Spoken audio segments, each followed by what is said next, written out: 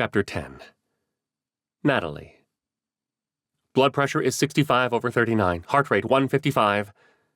He was worsening despite the fluids and pressure on the wound. We needed to get him to the operating room. Where was the trauma team? Thankfully, Dr. Potter intubated him without an issue, but it hadn't helped his vitals. I jumped at his next order. Everything had to be perfect if we were going to save Dr. Turner. Hang units 3 and 4 of blood and start him on Levofed. Who's taking care of the other guy? How could he think of the guy who attacked his friend? I'm not sure I could do that in a moment like this. Sir, your PA is coding him in the exam room. He doesn't have a pulse yet, said one of my colleagues. Okay, tell him to try for another 5 or 10 minutes.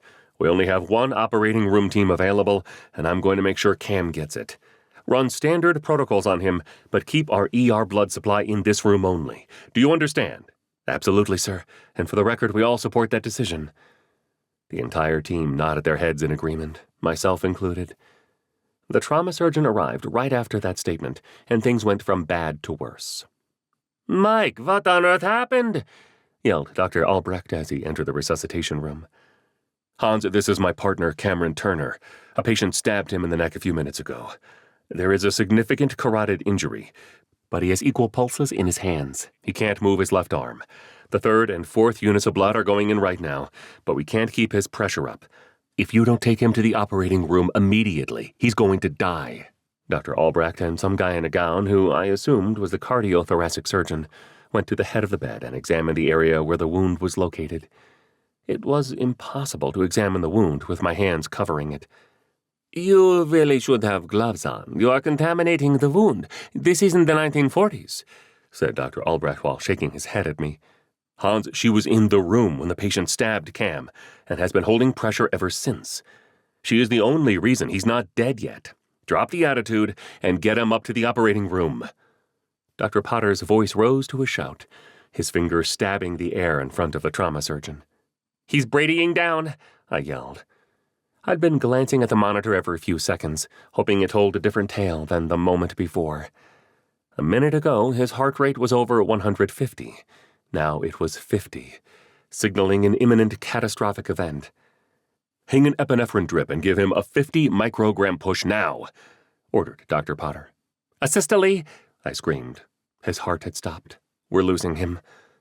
Nausea swept over me as I continued to hold pressure and check the work of my colleagues running the pressure infuser, delivering blood to Dr. Turner. He was the nicest doctor on our team, and he was dying right before our eyes. It's not fair. Dr. Potter jumped to the side of the bed and immediately began chest compressions. Give him a full milligram of epinephrine now. Blow in 2 more units of blood. He needs about 6 more units of blood, said the trauma surgeon, looking at the massive red pool in the bed and on the floor. Then put a trauma introducer in and help us out. I'm a little busy here, said Dr. Potter while he gave his friend a CPR. Very well.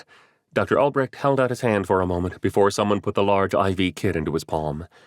He inserted the large trauma catheter in Dr. Turner's right femoral vein, as fast as a chef checking the internal temperature of a roast. Someone handed him the tubing for the rapid infuser, and soon a unit of blood was pouring in every 2 minutes. Keep pouring the blood in until he's had 10 units, or you run out of blood, whichever happens first, he said. The other surgeon yelled for an instrument tray and prepared for another procedure. We need to get control of the bleeding vessels and slow down the blood loss. Hans, help me up here. The two stood on opposite sides of the bed and prepared to examine the wound. Dr. Albrecht counted down from 3, and at 0, I pulled my hands away from the wound. The two surgeons rapidly went to work.